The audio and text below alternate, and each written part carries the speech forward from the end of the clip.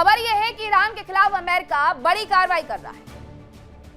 Gibraltar straight के पास nuclear submarine देखे जाने की खबर सामने आई है। न्यूक्लियर सबमरीन आखिरकार जिब्राल्टर स्ट्रेट पर क्यों पहुंचाई गई है, यह सबसे बड़ा सवाल है। भारी सुरक्षा के बीच मिडिल ईस्ट की ओर यह पनडुब्बी बढ़ गई है और इस सबमरीन में टॉमहॉक क्रूज मिसाइलें तक तैनात की जा सकती हैं।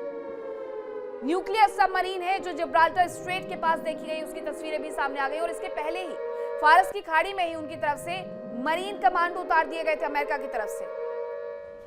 1000-2000 नहीं बल्कि 10,000 मरीन कमांडोज उतारे गए थे। अब ऐसे में जिब्राल्टर स्ट्रेट में भी हलचलें बढ़ गई हैं। जहां पर न्यूक्लियर सबमरीन तैनात कर दी गई है उसे उतार दिया गया है और इसमें टॉमहॉक मिसाइलें भी हो सकती हैं।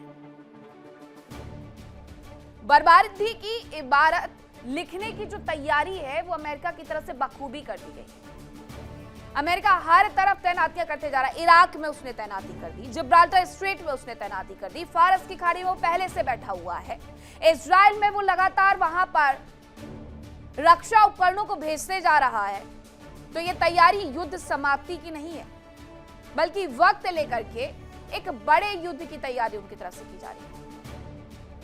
वहीं कैलिफोर्निया की मेयर इलीन वांग पर गंभीर आरोप लगे हैं कि चीन के एजेंट के तौर पर काम वो कर रही है। कैलिफोर्निया की अर्काडिया शहर की मेयर वांग पर आरोप है कि विवाद के बाद इलीन वांग ने पद से इस्तीफा भी दे दिया है। ये जहां पूरा युद्ध चल रहा है, ऐसे में चीन और रशिया की भूमिका को भी भूलना नहीं चाहिए। अब कैलिफोर्निया की मेयर इलीन वांग पर यह गंभीर आरोप है कि वो चीन के एजेंट के तौर पर काम कर रही है और अगर वो ऐसा कर रही है तो चाइना सीधे सीधे ये मदद ईरान तक पहुंचाने के लिए उनका उपयोग कर रहा है। कैलिफोर्निया के अर्काडिया शहर की मेयर वांग पर जो आरोप लगे उसके बाद उन्होंने विवाद को बढ़ता देख करके अपना इस्तीफा दे दिया है। दूसरी तरफ जिब्राल्टर स्ट्रेट में हलचलें तेज हो गई है। न्यूक्लियर सबमरीन वहां पर पहुंचा दी गई है। युद्धपोत की तैनाती, न्यूक्लियर सबमरीन की तैनाती, एयरफोर्स से जुड़े हुए सैनिकों की तैनाती, तो ये तैनातियां ईरान में शांति के लिए कतई नहीं है बल्कि अमेरिका जो सोच करके निकला है कि वो ईरान को झुका देगा, उसके लिए ये तैयारियां की जा रही हैं। जंग की वजह से दुनिया संकट में है, ईरान और अमेरिका टेंशन में है। जंग खत्म करने की कोशिशें हैं दिखावे वाली, लेकिन कई देशों में हाहाकार मचा हुआ है और हालात बद से बदतर होते जा रहे हैं। लेकिन ऐसे हालात में भी कोई ऐसा है जो फायदे में है। अब हम आपको ऐसे ही किरदार के बारे में बताते हैं कि आखिरकार वो कौन सा किरदार है जो इस युद्ध की घड़ी में भी अपना फायदा निकाल करके ले आया।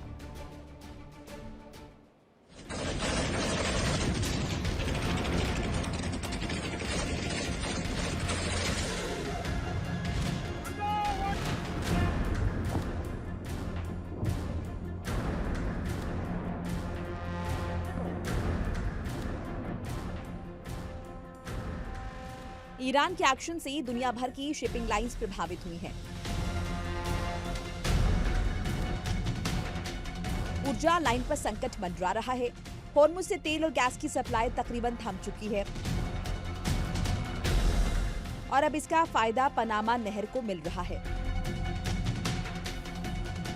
दरअसल ईरान और अमेरिका ने होर्मुज में ऐसी नाकाबंदी लगाई कि दुनिया टेंशन में आ गई।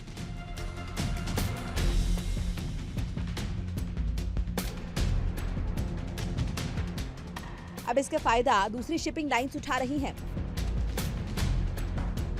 पश्चिमी मीडिया के मुताबिक ईरान युद्ध की वजह से होर्मुज में रुकावट के बाद ज्यादातर जहाज सेंट्रल अमेरिकी सी रूट की ओर मुड़ रहे हैं, जिससे पनामा नहर की कमाई में 15% तक की बढ़ोतरी हुई।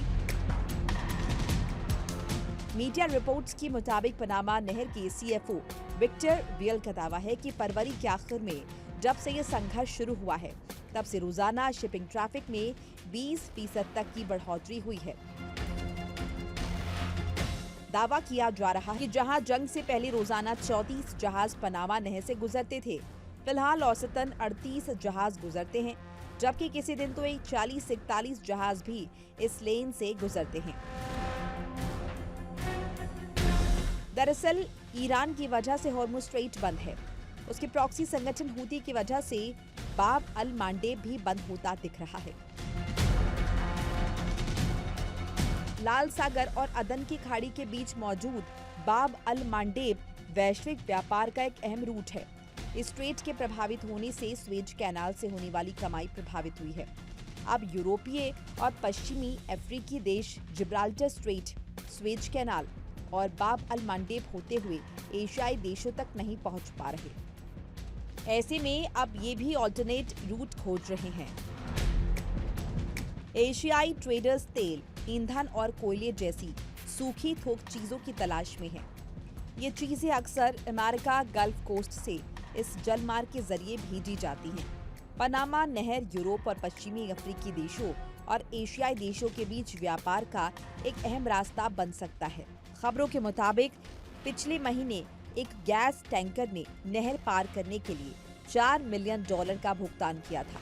हालांकि ज्यादातर मामलों में यह कीमत $1 मिलियन से कम ही रही।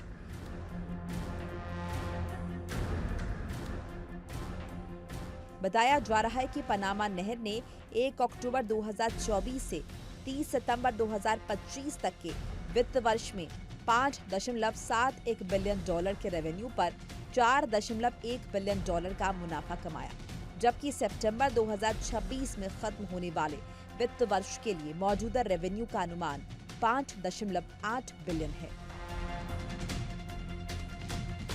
Bureau report, India daily.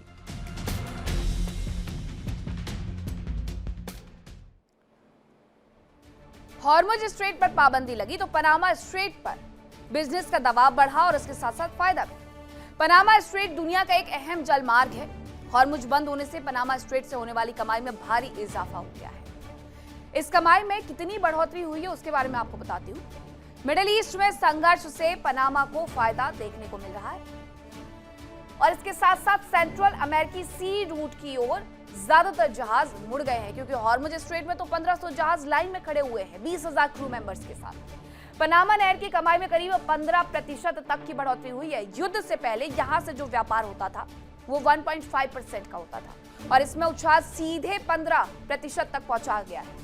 युद्ध के दौरान शिपिंग ट्रैफिक करीब 20% तक यहां से बढ़ गया है। यहां से आवाजाही उतनी ही ज्यादा बढ़ गई है।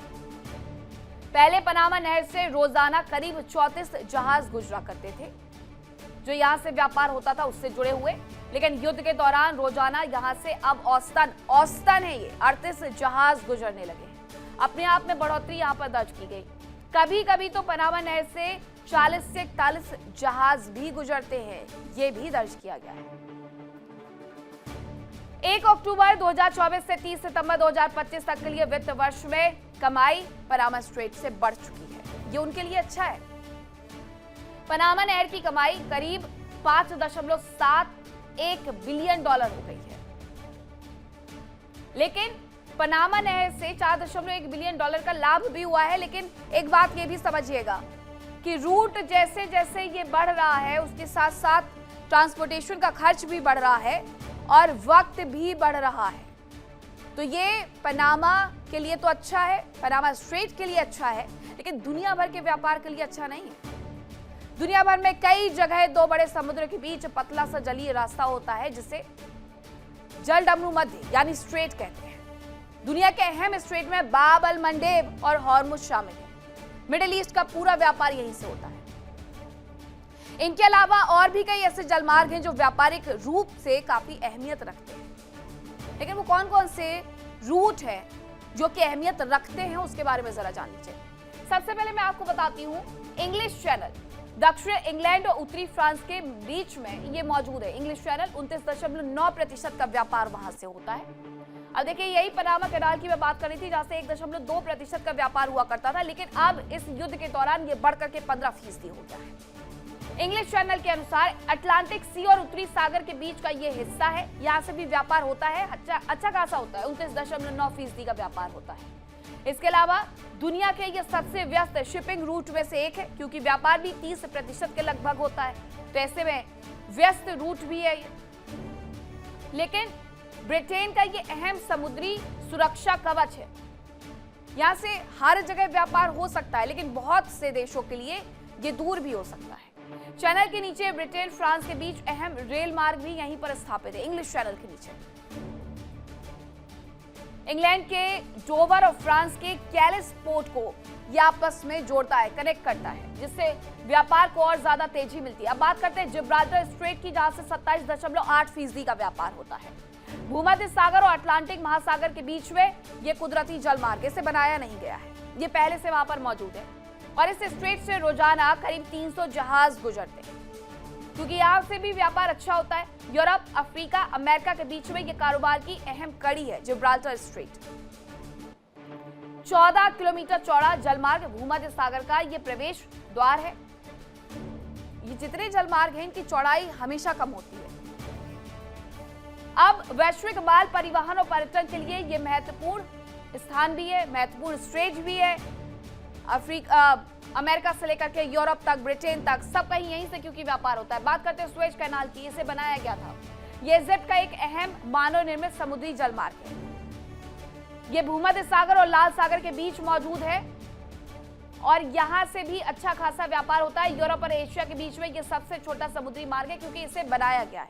यह पहले से तमाम जो कैनाल से उनकी तरह निर्मित नहीं है। सुएज कैनाल यहां से 22.9% का व्यापार होता है, बावजूद इसके अच्छा खासा व्यापार होता है, मैन मेड है ये।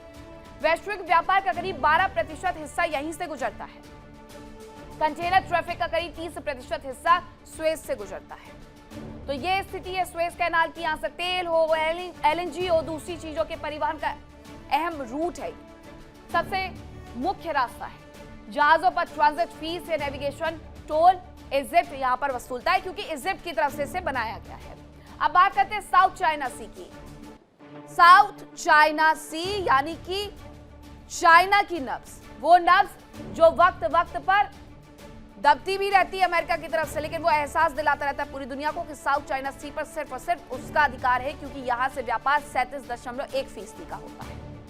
दुनिया का सबसे अहम और तनावपूर्ण जलमार्ग है। हर बार ये यहां से अपने हिसाब से चीजों को बदलते रहते हैं। सालाना करीब 250 लाख करोड़ रुपए का कारोबार, व्यापार यहां से, इस रूट से होता है साउथ चाइना सी से। तेल गैस के विशाल भंडार और मछली पालन का ये अहम केंद्र भी है साउथ चाइना सी। पूर्वी एशिया को यूरोप और अरब से जोड़ने वाला सबसे छोटा रास्ता है। इस वजह से ट्रांसपोर्टेशन की फीस कम हो जाती है। विशाल तो हिंद महासागर के बीच मौजूद अहम जलमार्ग भी है साउथ चाइना सी। चीन का फिलीपींस, वियतनाम, मलेशिया, ताइवान के साथ तनाव साउथ चाइना सी को लेकर के ही देखने को मिलता है। ये इसलिए देखने को मिलता है क्योंकि यहां से जो व्यापार होता है उस पर चाइना ये कहता है कि साउथ चाइना सी पर सिर्फ और सिर्फ उसी का अधिकार है। इसके अलावा पनामा कैनाल भी है, हॉर्मुज भी है, जिस पर अभी सबसे ज्यादा नाकेबंदी हम देख रहे हैं।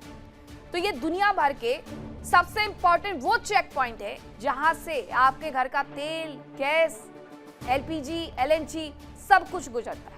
देखिए इंडिया डेली 24/7 अब आपकी स्मार्ट टीवी पर। इंडिया डेली मौजूद है सभी डिजिटल प्लेटफॉर्म पर लाइव और लगातार।